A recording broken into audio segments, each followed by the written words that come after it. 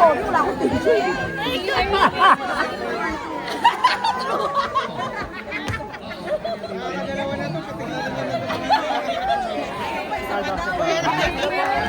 Yung magdinang ko, nanalo.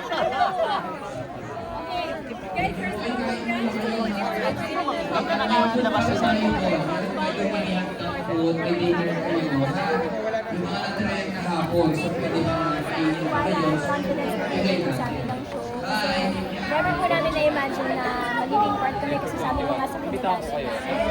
Nanonood lang po ako dati, sabi ko kaya ko din ba yung ginagawa nila, and then and then naniwala talaga po sila sa anong kaya namin. We're so grateful. Ako, grateful din ako kay JM kasi nandyan siya na naniniwala din sa akin at kaya kong gawin.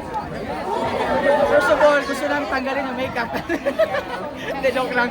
Pero, una-una, gusto ko congratulate si Mariel. Congrats sa atin, congrats sa atin.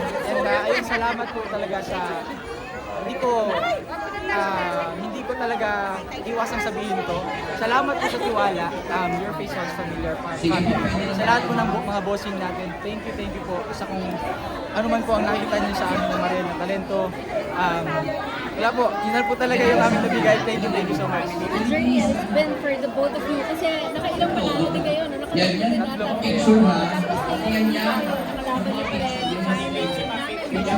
nakalaban ni Fred, na-pressure din ba kayo today? Or how was it?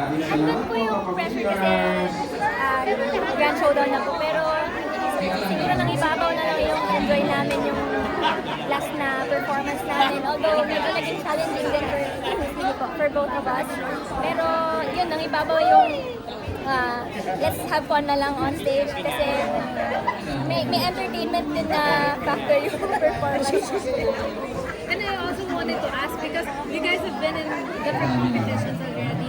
Medyo, well, I know it's may challenge, pero mas gamay ba to, mas madali ba to para sa inyo, or mas mahirap ba to sa lahat ng nasalihan? Nako, ito nga po, mas sobrang nakakaba at sobrang napakahirap po pala ang manggaya. Sobrang napakahirap po. Pero since may tiwala po talaga sa amin yung Your Face Sounds Familiar at saka yung mga sumusuporta po sa amin.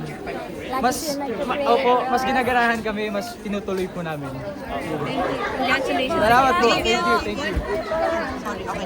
After all the challenges, syempre parang ang dami ng challenges na dinaanan niyo. How sweet itong win na to yung Get my white cell phone.